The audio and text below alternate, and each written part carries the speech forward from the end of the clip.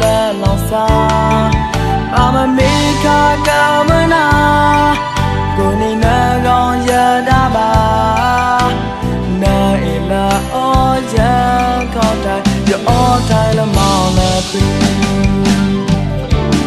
Ya la ya na ma e Hai go sa kai la so na Jo a ta ta lo na ma e ya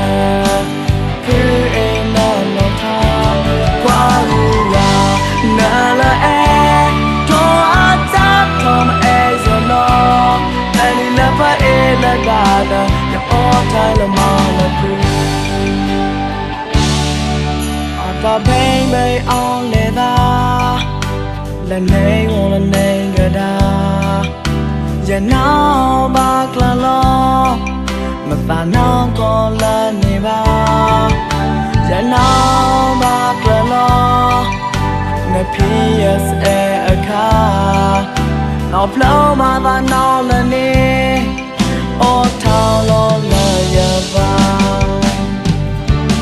ya la ga na ma e hai go sa kai la so na to a ta tao lo na ma e ya ku e na la ta kwa lu ga na la e to a ta to ma e ya lo oni de e la ga na ya ma pi lo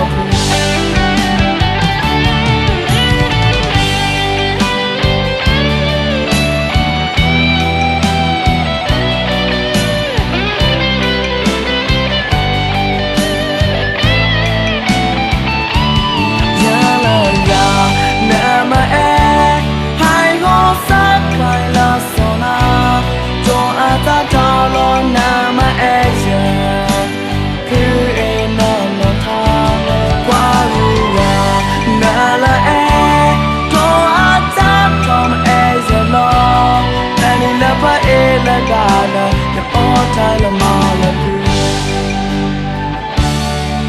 Ata baby on leather, the name on the name gada. Ya now bakla lo, mapana kola neba.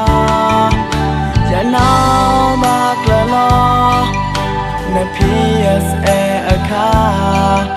Now blow my van all the knee. Oh, tao lo la ya ba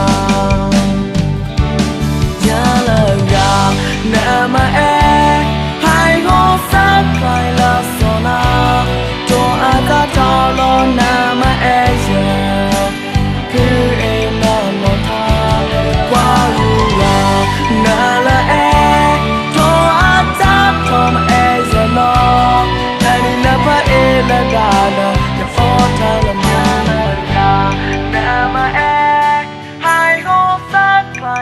Sona, don't ata talo na ma eja, ku eta no ta, kwaluwa na la e, to ata tom eja no, ani na pa e la ga